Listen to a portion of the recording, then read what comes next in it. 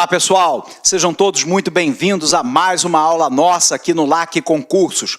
Na nossa aula do dia de hoje, a gente vai discutir com você a troca de comando em Cuba.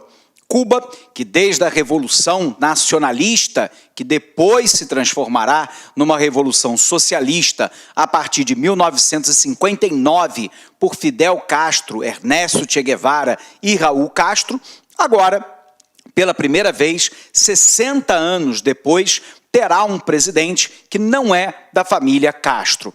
Há uma mudança em curso em Cuba que a gente precisa tentar entender. Ok? Então vamos lá, vamos falar do histórico de Cuba. Primeiro, é importante você lembrar que Cuba, foi uma das últimas nações latino-americanas a se tornar independente. E ela se tornou independente, em grande parte, com o apoio dos Estados Unidos. Nesse sentido, os Estados Unidos, então, consideravam Cuba uma espécie de protetorado na América Latina do país americano.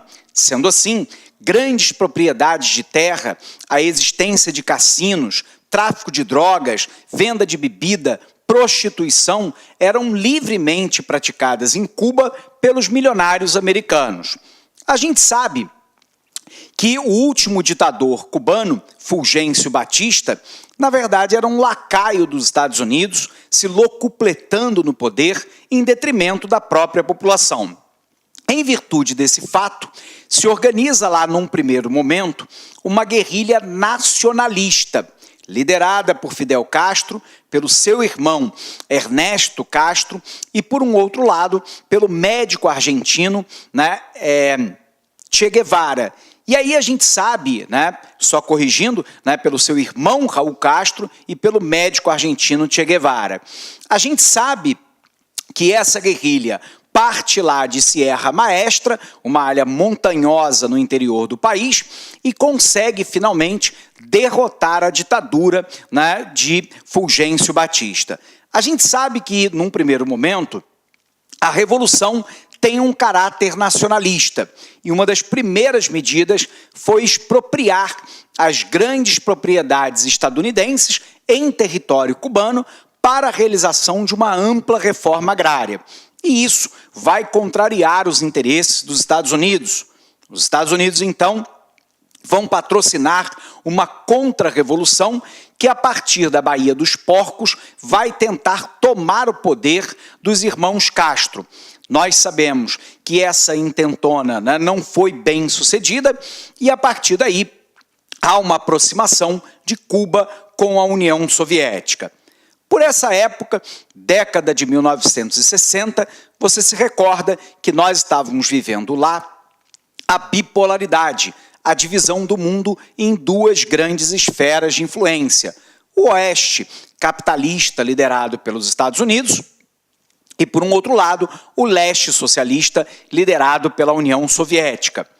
A União Soviética, então, tinha interesse nessa aliança com Cuba, porque Cuba, na palavra dos soviéticos, seria a vitrine do socialismo para a América Latina. Por um outro lado, seria lá uma pedra no sapato para os americanos. A gente sabe que os Estados Unidos não queria um país socialista na sua área de influência imediata. E o rompimento entre Cuba e os americanos vai acontecer durante o governo de John Kennedy, na década de 60, quando explode lá a crise dos mísseis. Os aviões espiões norte-americanos descobrem silos de mísseis soviéticos, provavelmente mísseis nucleares, que estariam sendo implantados em Cuba para um possível ataque aos Estados Unidos. O problema é que, como Cuba fica a menos de 150 quilômetros da costa americana, um míssil disparado de Cuba não daria tempo sequer para evacuar a presidência da República. Os militares americanos queriam, então, a invasão imediata de Cuba, antes que os mísseis chegassem.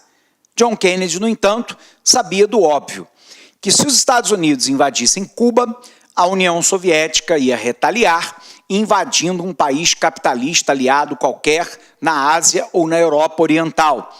E isso poderia ser o estopim para a Terceira Guerra Mundial. Para evitar que isso acontecesse, John Kennedy determina um embargo aéreo e naval a Cuba e, em contrapartida, ele tenta negociar com o líder soviético Mikhail Khrushchev um acordo onde os Estados Unidos retirariam os mísseis nucleares da Turquia apontados para a União Soviética e, como contrapartida, a União Soviética não instalaria os mísseis nucleares em Cuba. O acordo foi celebrado durante 6 dias, um momento de tensão muito forte entre os dois países, mas os Estados Unidos suspende o embargo aéreo e naval, mas impõe um embargo econômico que permanece até os dias atuais. Cuba, então, passa a se organizar a partir de um regime socialista, com o monopartidarismo, ou seja, um único partido político, que é o Partido Comunista Cubano. Para quem é defensor do socialismo cubano, entende que o governo de Fidel Castro, que ficou quase 50 anos no poder, passando o poder hereditariamente para o seu próprio irmão, Raul Castro, isso significou um ponto de resistência importante ao imperialismo norte-americano sobre a América Latina. Por um outro lado, para quem é crítico do regime cubano, entende que o regime dos irmãos Castro se caracterizou por uma ditadura, por uma forte perseguição aos opositores do regime e da liderança dos irmãos Castro, a um sistema eleitoral indireto que sempre elegeu os irmãos Castro e, por um outro lado, uma ditadura que levou a ilha a um profundo estado de pobreza. Aqueles que apoiam o regime cubano dizem que o embargo comercial americano é o grande causador da pobreza da pequena ilha de Cuba. Bom, o ponto-chave dessa equação é que Fidel Castro, anos atrás, por problemas de saúde, se afasta da presidência e indica o seu irmão, Raul Castro, para ser o novo presidente. Fidel vira senador vitalício de Cuba e, há alguns anos atrás, veio a falecer. Raul Castro já tinha uma idade avançada quando assume a presidência de Cuba, e Raul Castro inicia um momento de distensão do regime cubano em relação aos Estados Unidos. Durante a gestão de Barack Obama, ambos os países reataram as suas relações diplomáticas. Cuba reabriu a sua embaixada em Washington, os Estados Unidos reabriu a embaixada americana em Havana, o governo Barack Obama passou a permitir viagens de avião, inclusive de turismo, direto do solo americano e de forma ilimitada para o território cubano, liberou a remessa de dinheiro por emigrados cubanos que estavam nos Estados Unidos para Cuba, embora os Estados Unidos reclamassem continuamente do fato de que Cuba era um regime ditatorial, numa ditadura hereditária, com um único partido político e com uma série de presos políticos. Por um outro lado, Cuba reclama que os Estados Unidos ainda mantêm uma posição imperialista sobre a América Latina, inclusive mantendo uma base aeronaval em Guantánamo, que é território cubano, que fora cedido no finalzinho do século XIX para os americanos, mas que Cuba quer de volta e os americanos não aceitam devolver. E, portanto, o impasse entre ambos os países permaneceram. Durante a gestão Trump, a situação piora em relação a Cuba. Trump tem uma visão de que Cuba é uma ditadura e que somente a manutenção e, de certa forma, o alargamento das medidas de sanção contra o comércio contra os cubanos poderá demover o regime ditatorial do Partido Comunista Cubano. Bom, nesse intento, Cuba, nos últimos anos, vem abrindo a sua economia para algumas atividades privadas. Por exemplo, já é permitido em Cuba a compra e venda de imóveis, foi permitido a abertura de pequenas estruturas comerciais e industriais da iniciativa privada, tem se incentivado muito a atividade de turismo, inclusive a privada, na ilha cubana.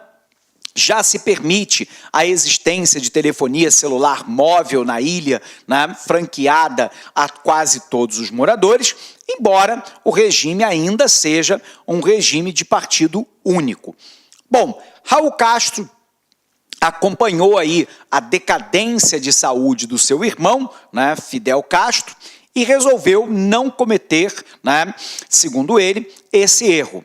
E a partir daí, ele se afasta agora do poder, Raul Castro saiu, e nós temos a ascensão do primeiro presidente cubano, pós-irmão Castro, portanto, desde 1959, no comando da ilha caribenha, né? Nós temos lá Miguel Díaz-Canel, que assume a presidência de Cuba com uma tarefa hercúlea, né? Tentar manter o regime socialista e o Partido Único e, ao mesmo tempo, avançar para algumas medidas capitalistas na ilha caribenha. Beleza? Então, antes da gente, né, dar uma olhada lá no nosso resumo, vamos botar isso que nós colocamos para você na nossa tela. Beleza? Vem para cá.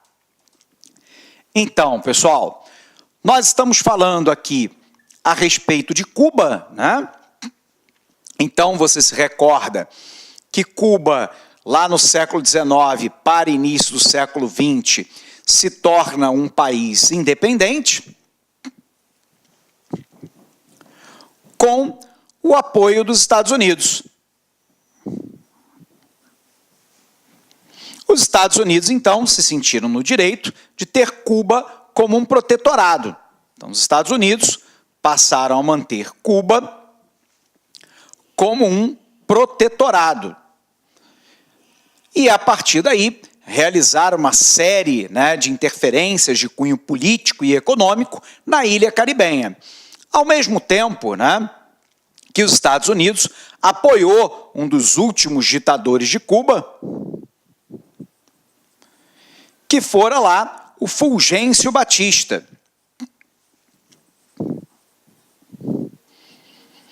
A gente sabe que a ditadura de Fulgêncio Batista foi derrotada a partir lá da guerrilha essa comandada, né, por Raul e por Fidel Castro, e também pelo médico argentino Ernesto Che Guevara.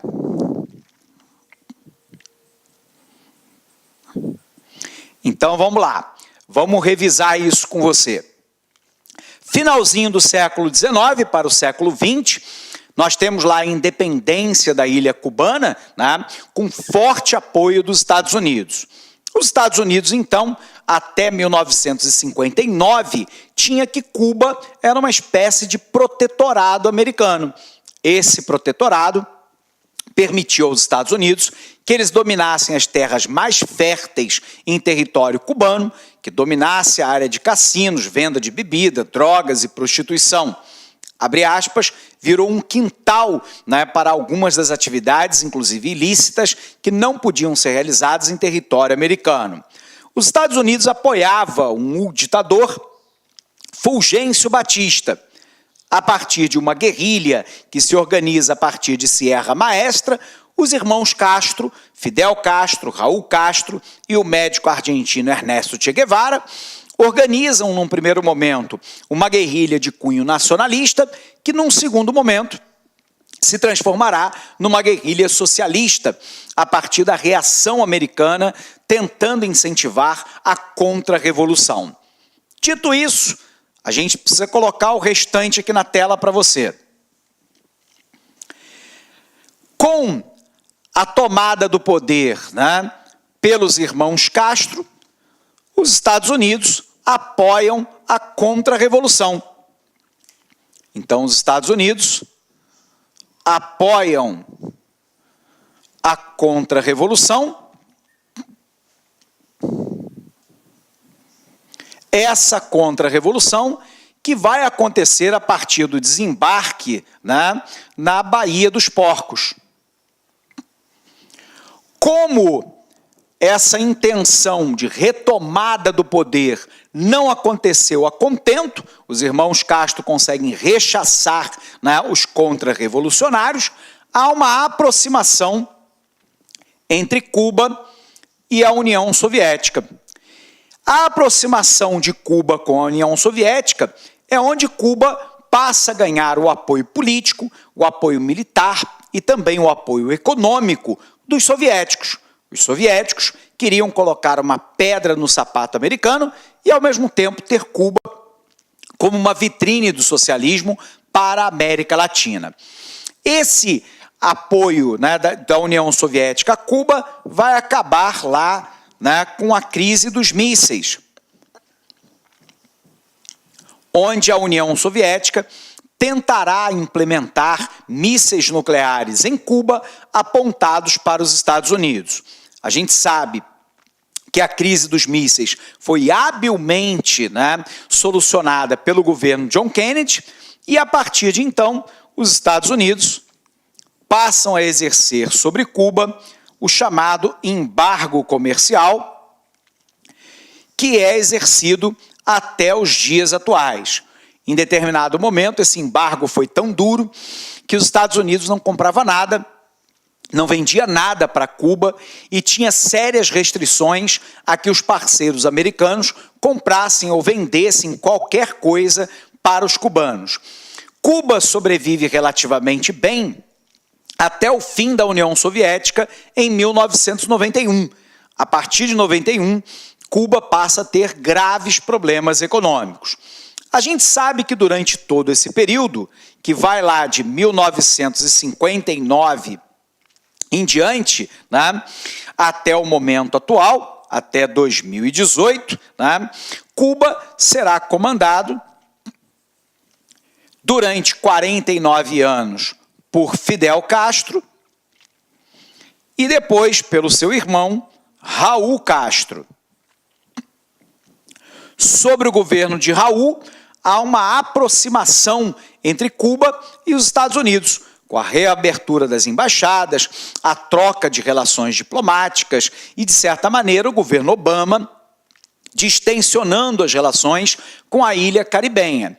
A gente sabe que a grande novidade, o grande ponto agora, né, de atualidade, é que pela primeira vez em 6 décadas você tem um presidente que foi aprovado pela Assembleia Geral cubana, que não é da família Castro, né? O Miguel Díaz-Canel é o novo presidente do país. Então aqui, apagando, o grande ponto de novidade agora de atualidade é que após 6 décadas do domínio político da família Castro, então aqui, após 6 décadas de domínio da família Castro,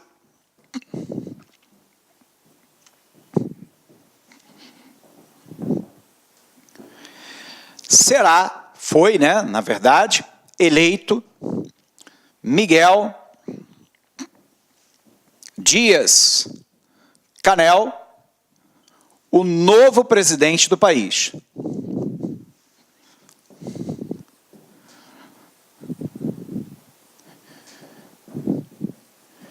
Bom, a grande questão é o que nós vamos esperar a partir de agora de Miguel Díaz-Canel, né? Não se espera, num primeiro momento, nenhuma grande mudança radical que já não estivesse em curso durante o governo de Raul Castro.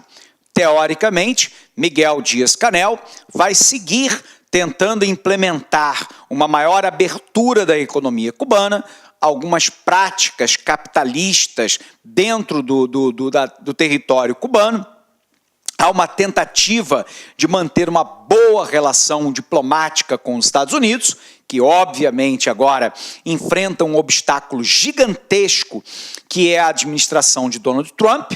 Trump dá um cavalo de pau na geopolítica americana, se contrapondo, por exemplo, que os Estados Unidos voltassem a estabelecer relação com o regime cubano, enquanto que a ditadura em Cuba, né, não é desfeita, segundo os americanos. Os Estados Unidos não aceitam o fato de que em Cuba existe apenas um único partido político, de que o regime seja o único que é o socialista e que a eleição seja uma eleição indireta. Os Estados Unidos reclamam que Cuba ainda mantém milhares de presos políticos dentro do país e que Cuba não é uma nação que está aberta ao intercâmbio internacional. Inclusive, durante a gestão de Barack Obama, os demais países da OEA, da Organização dos Estados Americanos, fizeram um convite para a volta de Cuba para a organização e, à época, Fidel Castro, ainda vivo, fez um manifesto no jornal Gramina, que é o jornal oficial, né, do regime cubano, dizendo ser contrário à volta de Cuba para uma organização liderada por uma potência imperialista como os Estados Unidos. Então, Cuba ainda está, de certa forma, alijada de parte do intercâmbio, pelo menos na esfera política, dentro da própria América Latina. E o grande obstáculo, óbvio, é sempre os Estados Unidos. Os Estados Unidos sufocam a ilha com um embargo comercial muito duro, que foi diminuído durante o governo Obama, mas tende a se intensificar agora durante o governo de Donald Trump.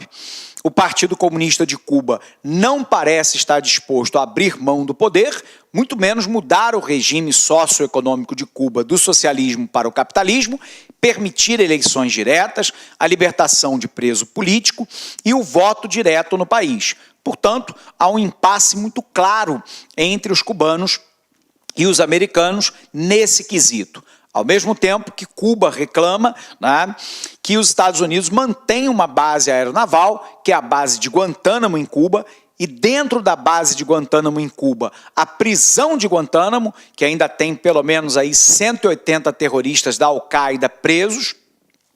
Cuba reclama, né, e nesse sentido me parece que é razoável, que o território lhe pertence e que os Estados Unidos ocupa de maneira despótica. Ok? Então vamos colocar aqui quais são os problemas, né, entre Estados Unidos e Cuba.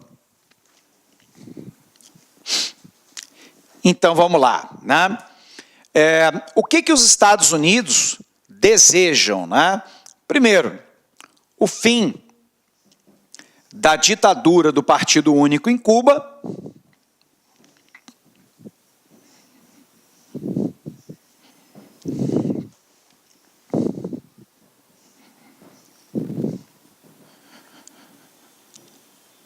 Os Estados Unidos reclamam, né, por eleições livres e diretas.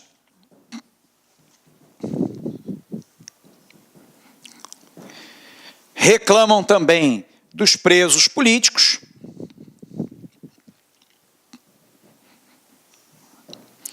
E da repressão aos contrários do regime.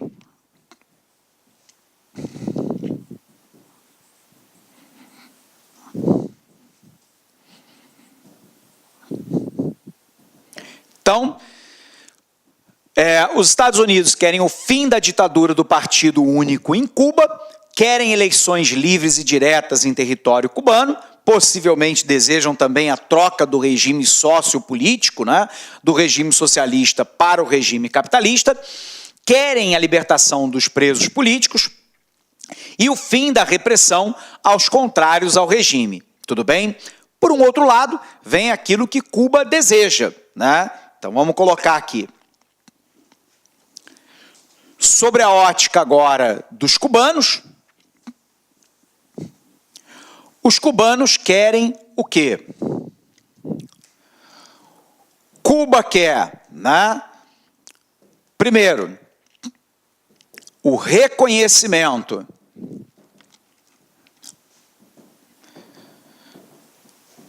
da independência cubana.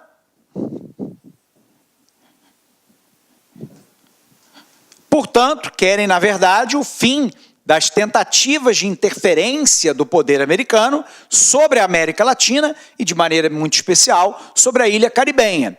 Eles reclamam que os Estados Unidos ainda mantêm uma postura fortemente imperialista. Cuba quer uma maior abertura comercial e, portanto, o que eles estão defendendo é o fim do embargo comercial.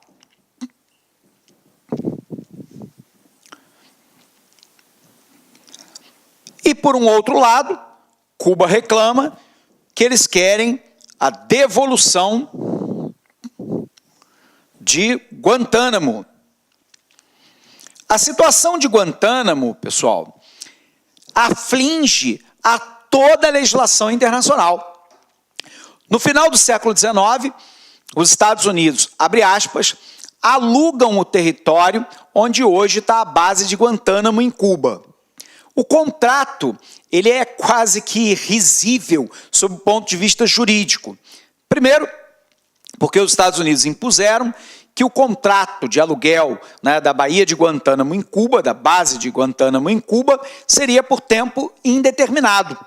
Os Estados Unidos pagariam lá o equivalente a $30 mil por ano, desde que os irmãos Castro assumiram a presidência, que eles se recusam a receber esse pagamento.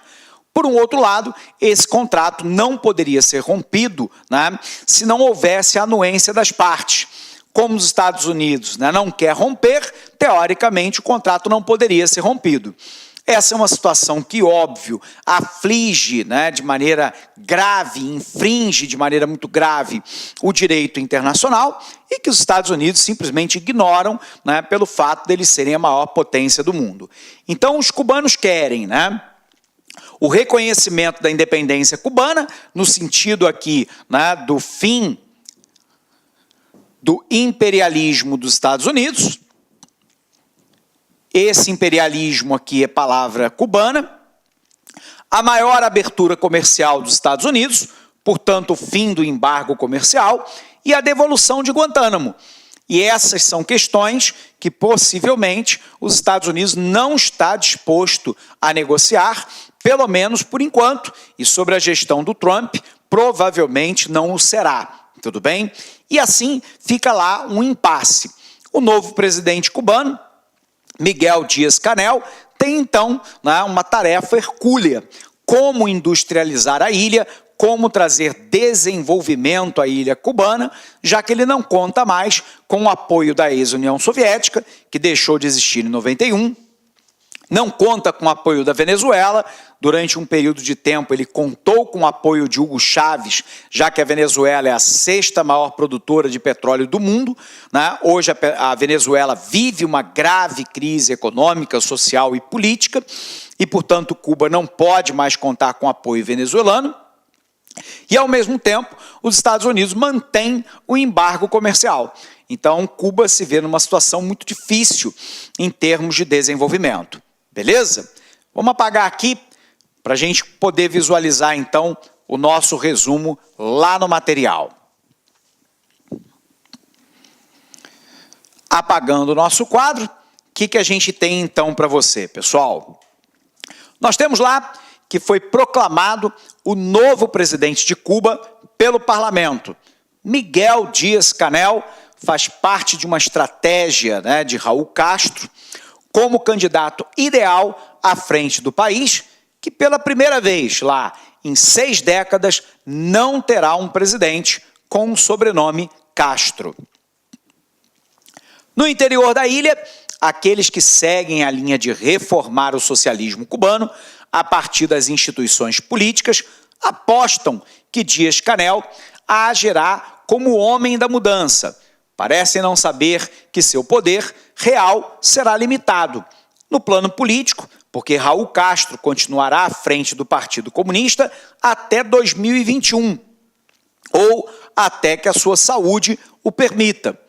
O Partido Comunista é o órgão que rege a sociedade cubana, segundo está estabelecido pela própria Constituição. No plano militar, a limitação vem por causa do controle exercido atualmente por Alejandro Castro Espín, que é o filho de Raul Castro, né, sobre o setor e sobre os serviços de inteligência e segurança nacional.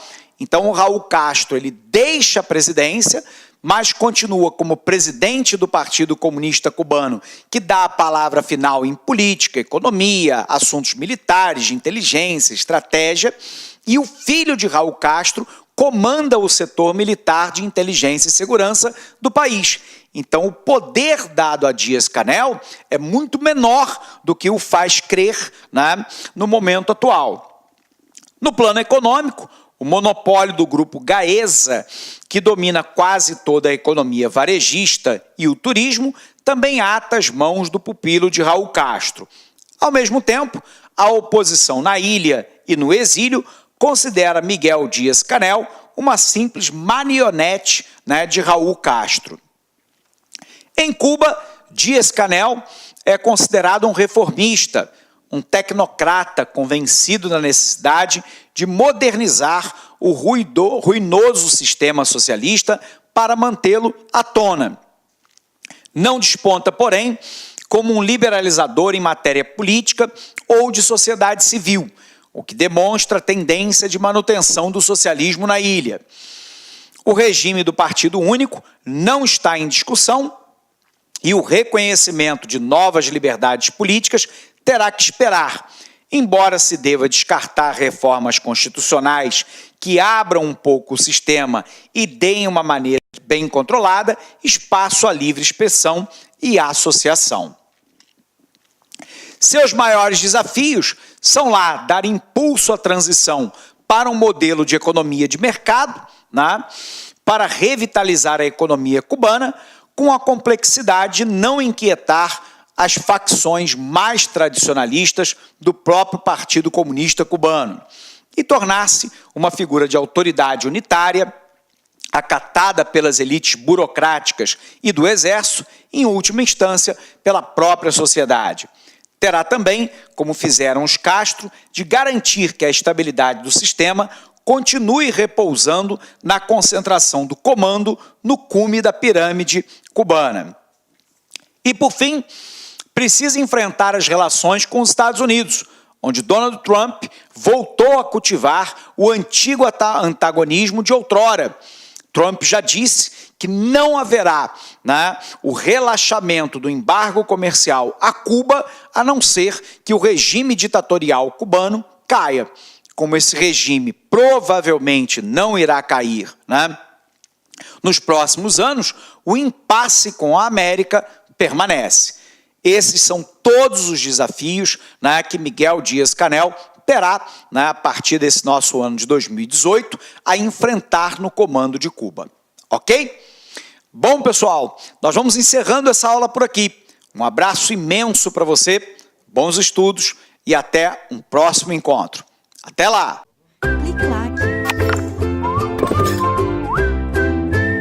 Olá, meus amigos, minhas amigas, sou o professor Luiz Antônio Carvalho, estou aqui para fazer um convite muito especial para você que quer ser policial, que quer policial militar do estado do Pará, cargo de soldado. Este concurso PM Pará 2019 está confirmado, acredito eu, para o primeiro semestre de 2019, então é hora de você estudar com planejamento, com foco, com antecedência, porque essas são as dimensões necessárias para que você seja bem-sucedido em um concurso público. Venha fazer conosco o nosso pré-edital. Esse curso pré-edital é um curso diferenciado, é um curso que nós temos aqui 180 dias de prazo de acesso. Por quê, professor? Porque nós esperamos que esse concurso venha a ser publicado edital ainda no primeiro semestre. Se tiver com prazo de acesso, você vai receber a atualização do seu curso da PM Pará a custo zero. A custo zero. Pode ter certeza disso, tá? Você pode ter certeza disso, tudo bem? Então tá aí para vocês aí, essa informação aqui para vocês aí. O curso custa apenas 10 parcelas de R$25. Nossos professores aqui não temos professores medianos, são todos professores top de linha. Nós fizemos uma campanha dessa em 2016 muito bem sucedida. Sabe por quê? Porque é o único curso que tem essa ferramenta pedagógica chamada de Personal Coach, que é o estudo em regime de metas. A partir do dia 24, você pode vir no site, pode se matricular, pode hoje, aliás, aliás, já tem lá a primeira semana já antecipada. Você pode o quê? Vai estudar em regime de metas, né? Ah, professor, passou do dia 24, perdi aula. Não perde aula, porque todas as aulas são gravadas, editadas e ficam à sua disposição. Bacana, pessoal. Eu espero vocês aqui na Lá Concursos. Um forte abraço, fique com Deus. Tchau, tchau. Clique lá